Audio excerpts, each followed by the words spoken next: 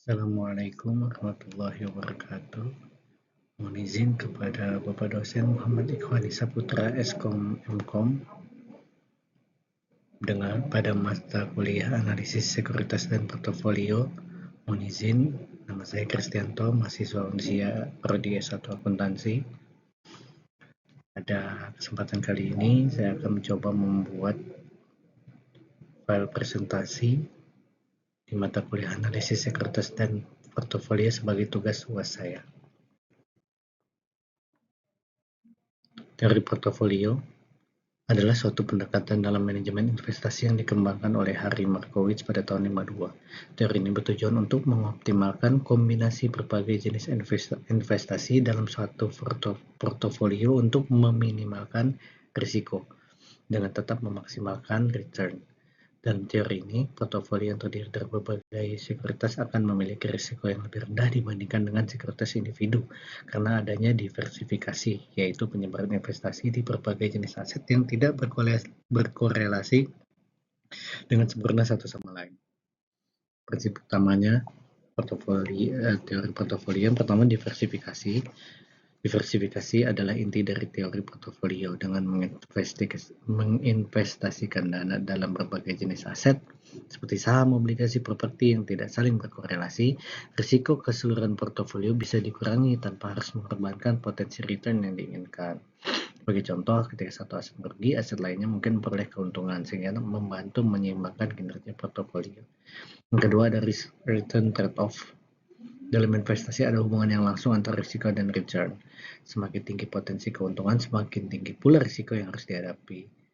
Teori portofolio membantu investor untuk menyeimbangkan hubungan ini sehingga investor dapat memilih tingkat risiko dan return yang sesuai dengan tujuan investasi mereka. Ketiga ada efficient frontier. Konsep ini mengacu pada sekumpulan portofolio yang memberikan return tertinggi untuk tingkat risiko tertentu atau risiko terendah untuk tingkat return tertentu. Portofolio yang terletak di sepanjang frontier ini dianggap optimal dan memberikan keseimbangan yang paling efisien antara risiko dan imbal hasil. Keempat ada korelasi. Salah satu hal yang penting dalam diversifikasi adalah korelasi antara sekuritas ada yang ada. Jika sekuritas dalam portofolio memiliki korelasi negatif atau rendah satu sama lain, ketika satu sekuritas merugi mungkin yang lain memberikan keuntungan sehingga mengurangi risiko total. Tujuan utama dari teori portofolio adalah untuk meminimalkan risiko investasi sambil tetap berusaha untuk memaksimalkan return. Dengan kata lain, investor dapat memilih berbagai sekuritas yang sesuai untuk membangun portofolio yang optimal, yang dapat memberikan hasil terbaik sesuai dengan tingkat risiko yang dapat diterima oleh investor. Implementasi teori portofolio. Pertama ada identifikasi tujuan investasi. Jadi sebelum membangun portofolio, penting bagi investor untuk menentukan tujuan investasi mereka. Yang kedua ada pemilihan sekuritas. Setelah menetapkan tujuan investasi, investor memilih sekuritas yang akan dimasukkan dalam portofolio. Sekuritas ini harus memiliki potensi return yang sesuai dengan tujuan dan profil risiko investor. Yang ketiga ada diversifikasi dan alokasi aset. Untuk mengurangi risiko, investor akan menyebarkan dana mereka ke berbagai aset yang tidak memiliki korelasi tinggi satu sama lain. Yang keempat ada pemantauan portofolio. Portofolio harus dievaluasi secara berkala untuk memastikan bahwa tujuan investor ini akan tercapai. Sekarang kita coba membahas investasi. Jadi investasi adalah kegiatan penanaman modal atau sumber daya baik berupa uang, waktu atau tenaga pada suatu instrumen atau aset dengan tujuan untuk memperoleh imbal hasil di masa depan.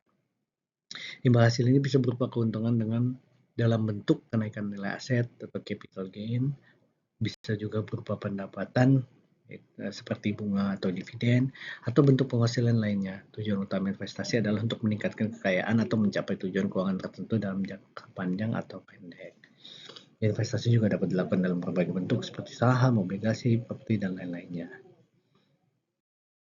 Tujuan investasi itu diantaranya ada pertama, pertumbuhan kekayaan. Investasi dapat dilakukan dengan tujuan untuk meningkatkan nilai kekayaan dalam jangka panjang. Yang kedua ada pendapatan pasif. Jadi para investor berinvestasi untuk mendapatkan pendapatan pasif secara rutin seperti bunga dari obligasi atau dividen. Ketiga ada diversifikasi risiko. Diversifikasi adalah strategi penting dalam investasi untuk mengurangi risiko seperti yang kita bahas dalam slide sebelumnya. Dan yang keempat adalah pengelolaan inflasi. Salah satu tujuan dari investasi adalah melawan inflasi, yaitu naiknya harga barang dan jasa yang dapat mengurangi daya beli. Jadi melalui investasi pada instrumen yang menghasilkan return yang lebih tinggi dari inflasi, investor dapat menjaga daya beli uang mereka. Dan yang terakhir adalah persiapan untuk kebutuhan di masa depan. Jadi investasi juga bertujuan untuk persiapkan dana untuk kebutuhan di masa depan seperti biaya pendidikan dan lain-lainnya. Proses investasi. Untuk memahami proses investasi, terlebih dahulu harus dipahami dasar-dasar keputusan investasi, yaitu return, risiko, dan hubungan antara risiko dan return. Pertama kita akan coba bahas return. Return itu merujuk pada keuntungan yang diperoleh dari investasi dalam bentuk uang atau nilai yang dihasilkan dari perubahan harga suatu aset atau pendapatan yang diterima setiap periodik. Return bisa dibagi menjadi dua jenis, ada return capital gain, atau return pendapatan, income return. Risiko, yang kedua risiko. Risiko dalam konteks investasi merujuk pada ketidakpastian atau fluktuasi yang mungkin terjadi dalam hasil investasi. Beberapa jenis risiko yang umum dalam investasi diantaranya ada risiko pasar atau risiko yang disebabkan oleh perubahan kondisi pasar yang dapat mempengaruhi harga aset seperti saham atau obligasi. Ada juga risiko bisnis, ada risiko inflasi, ada risiko likuiditas, ada juga risiko kredit. Ini hubungan antara return dan risiko. Hubungan antara return dan risiko adalah konsep dasar dalam investasi yang menyatakan bahwa semakin tinggi potensi return dari suatu investasi, semakin besar pula risiko yang harus dihadapi. Ini dikenal dengan trade-off antara risiko dan return. Jadi trade-off risiko return itu diantaranya ada high risk, high return. Jadi investasi yang berisiko tinggi. Jadi seperti saham perusahaan baru atau perusahaan teknologi biasanya menawarkan potensi return yang tinggi, namun juga harus mempersiapkan, para investor juga mempersiapkan bahwa ada kemungkinan kerugian yang sangat signifikan. Ada juga jenis yang low risk, low return. Jadi investasi ini berisiko rendah seperti obligasi dan itu biasanya menawarkan return yang lebih rendah, tapi dengan tingkat kepastian keuntungannya ada lumayan tidak berisiko. Jadi kemungkinan kecil dia akan merugi karena udah stagnan, udah bisa termaintain. Lalu kita coba membahas proses keputusan investasi. Proses keputusan investasi adalah langkah-langkah yang harus diambil oleh seorang investor untuk memilih dan menilai berbagai alternatif investasi yang sesuai dengan tujuan dan profil risiko mereka. Nah, berikut tahapan utama dalam proses pengambilan keputusan investasi. Pertama, menetapkan tujuan investasi. Kedua, menilai profil risiko. Tiga, mengidentifikasi alternatif investasi. Keempat, analisis dan evaluasi investasi.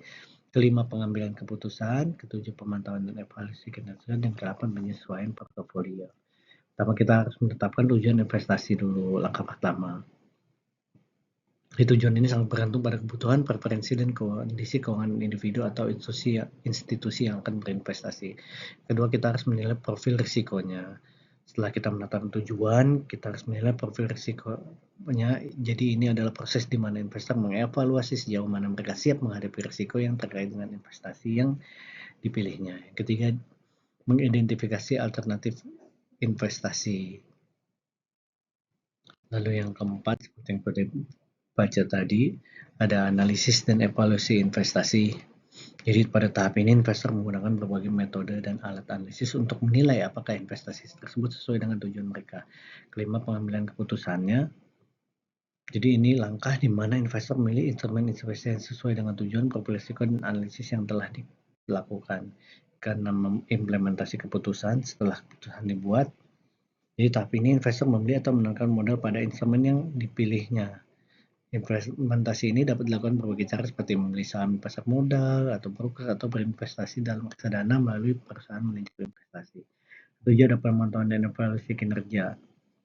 Jadi pemantauan dan evaluasi kinerja berkala ini sangat penting untuk memastikan bahwa investasi tetap berada di jalur yang benar dan sesuai dengan tujuan yang ditetapkan. Lalu yang ke-8 ada rebalancing. Jadi bertujuan untuk mengembalikan